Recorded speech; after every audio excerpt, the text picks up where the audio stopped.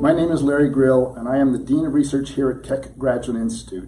I'm thrilled to be joined on the podcast today by Kiana Aran, an Assistant Professor of Medical Diagnostics and Therapeutics here at KGI.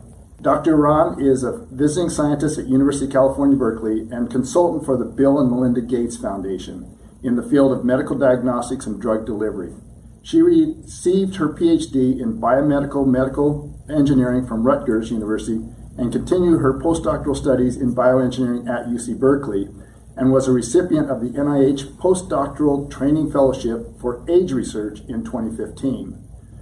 She joined KGI and continued her research with focus on developing novel biomedical devices for both clinical and research applications in the fields of aging, biosensing platforms for diagnostics, and drug delivery. Her research at KGI has been supported by multiple grants by NIH, UC Berkeley, philanthropy subaward, and private organizations. She is also a co-founder of NanoSense Innovations, Inc., which focuses on developing digital platforms for quality control and diagnostics. Firstly, Kiana, congratulations. Your recent work was published in Nature Biomedical Engineering. Can you describe the research that was published and the overall research in your lab? In our recent publication, we used the CRISPR system and combined it with nanoelectronic. And this was done for the first time, which enabled us to detect target genes and mutation without amplification very rapidly and electronically. Wow. How did you come up with the idea of using CRISPR in a diagnostic? Well, CRISPR is a powerful technology that can be programmed to cut and edit DNA at the site of interest in the genome. The system consists of an enzyme, Cas9, and a guide RNA, which can be simply designed to target a specific sequence in a whole genome. This is very powerful, but it's also very simple. And it's been used for gene editing application where you can correct defective genes. As engineers, we look at CRISPR and we're fascinated by the searching power of CRISPR. It's impossible that we can design anything that is similar to this biological molecule. It can unzip the double-stranded DNA, search for a sequence that is programmed to search for. So the question became, how we monitor the activity of CRISPR. To answer to this question, of course, we needed nanoelectronic, highly sensitive nanoelectronic. So we decided to monitor the activity of CRISPR using graphene-based nanoelectronic sensors. Graphene is a very sensitive material and can sense any type of change and charge at its surface. For example, if you have a DNA or if you have any type of charged molecule at its surface, we can sense the change in energy. So we combined CRISPR because of its searching capability with graphene because of its sensitivity. And we were able to design nanoelectronic that were capable of monitoring the interaction of CRISPR with its target gene and report back to us electronically, where we can just sit in front of our computers and see what CRISPR is doing.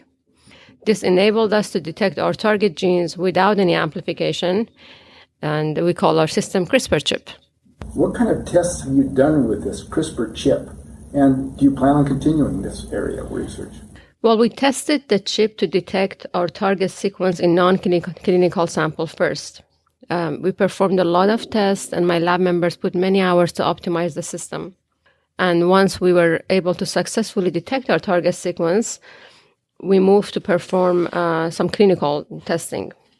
We chose muscular dystrophy disorder, and we were able to detect multiple mutation in DNA of patient with confirmed muscular dystrophy disease.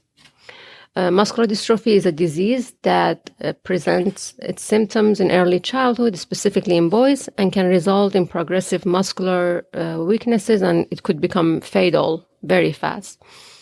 We were able to detect multiple mutations associated with this disease without any amplification in less than an hour.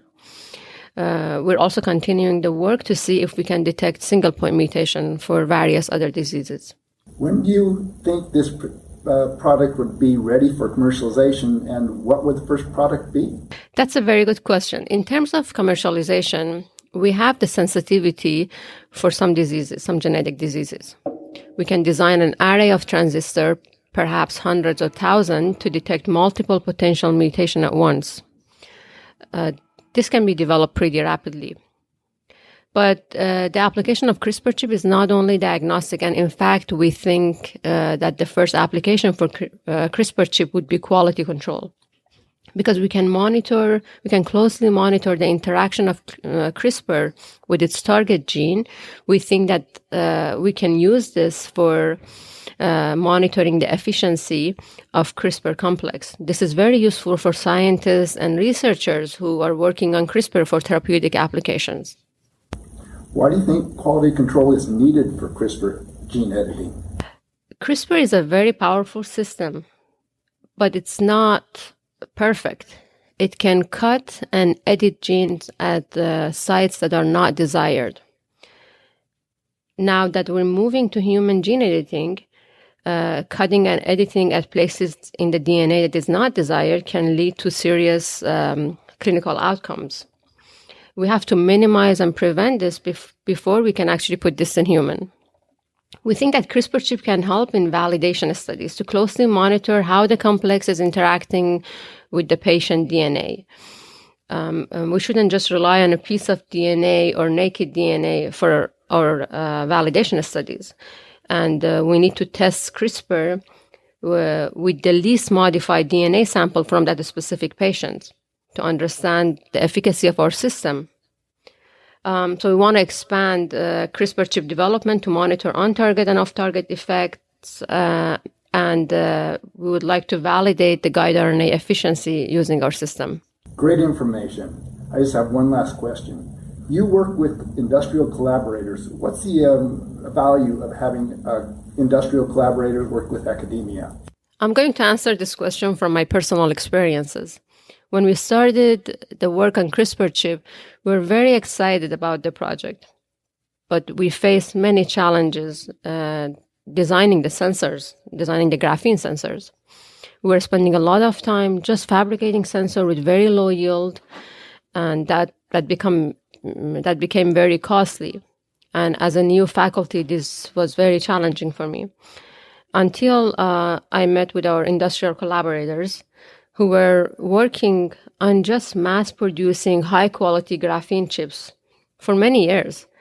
I met with them, and they really liked the idea, and we started working together. They supported me and my work significantly. But in general, I think collaboration with industry is very valuable, as it provides a path for our commercialization. Because as an inventor, the last thing that we want is for our invention to die after publication. Thank you, Kiana, and congratulations.